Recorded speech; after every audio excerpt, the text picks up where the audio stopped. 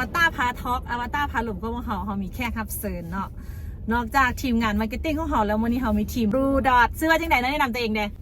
ซื้อเป้เด้อซื้อเป้เนาะทีมบลูดอทนะวันนี้เขาไปถ่ายคอนเทนต์เกี่ยวกับบลูดอทเนาะเดี๋ยววันนี้เขามาลมกันเรื่องตู้ซากแล้วยังฮูว่าตู้ซากของบลูดอทนี้มียูใส่เดเพื่อแบบผู้ที่ติดตาม FC คนที่รับใช้รถไฟฟ้าอยู่เขาจะยังฮูว่าบลูดอทนี้มันอย่างแล้วตู้ซากบลูดอทนี้มีอย่างเด ACDC แล้วก็มีผลิตภัณฑ์อย่างเดตู้ซากมียูใส่เดคำถามที่หนึ่งก่อนบลูดอทมีจากตู้ซากอยู่ในนครหลวงมีหลายตู้ซากแต่ว่าที่เป็นสถานีก็คือตัวที่หนึ่งยูใส่ตัวหลักเจ็ดเนาะหลักเจ็ดเนาะตู้ซากแบบไหนตัวนั้นตัวเป็น180เนาะก็คือเอาง่ายๆก็คือตู้ซากของบลูดอทมี40กิโลวัตต์กับ180กิโลวัตต์โต180กิโลวัตต์มีอยู่ใส่แดมีอยู่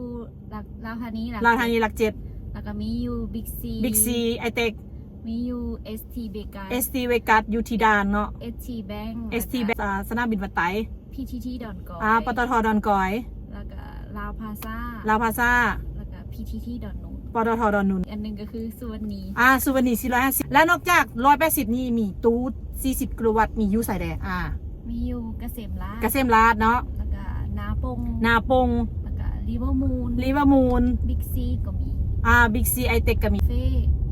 อเมซอนคาเฟ่อยู่ดงคาเฟ่อเมซอนอยู่ดงผู้ใดที่ว่าซื้อรถไฟฟ้าเนาะบ่ต้องห่วงเนาะพวกเขามีบริการตู้ซากของบลูดอทนอกจากตู้ซากเขามีอย่างใดเขามีอะแดปเตอร์หม้อไฟแบ็กดอท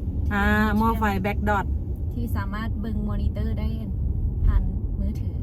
มอนิเตอร์จำนวนแบตเตอรี่ที่ยังเหลืออยู่ในแบตเตอรี่หันสามารถมอนิเตอร์ผ่านโทรศัพท์มือถือได้เนาะโอเคมีตัวใดอีกเขาก็ขายตู้ขายตู้ซาก ACDC เนาะสำหรับลูกค้าท่านใดที่ซื้อรถไฟฟ้าไปอยากได้ตู้ซาก AC ติดต่อ5ทางบลูดอทได้เนาะขึ้นเบอร์ให้อยู่นี่เลยเนาะพิกัดของเพิ่นแล้วก็มีบริการอย่างอีกบริการเขาติดตั้งตู้ซากบริการติดตั้งตู้ซากให้พร้อมเนาะก็คือถ้าซื้อตู้นี่บริการฟรีหรือว่ามีค่าติดตั้งเขามีค่าติดตั้งมีค่าติดตั้งนำเนาะเขามีบริการร่างกันค่ายเกี่ยวกับตู้ซากนำเนาะโอเคค่าประกันจังใดสำหรับลูกค้าที่ซื้อตู้ซาก AC ไปค่าประกัน3 ปีเนาะและสำหรับตู้ซาก DC สำหรับผู้ใดที่ว่าสนใจอยากเอาไปติดตั้งสมุดเถื่อนอยู่แคมป์ทางหรือว่ามีสถานที่เหมาะสมที่อยากหารายได้เสริมในการเป็นเจ้าของตู้ซากเฮ็ดจังได๋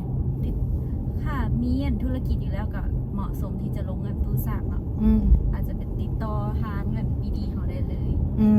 เนาะเดี๋ยวขึ้นเบอร์โทรแล้วก็พิกัดให้เนาะสนใจสามารถสอบถามทางบลูดอทเพิ่นได้เลยเนาะเข้าใจไลเดอร์สำหรับ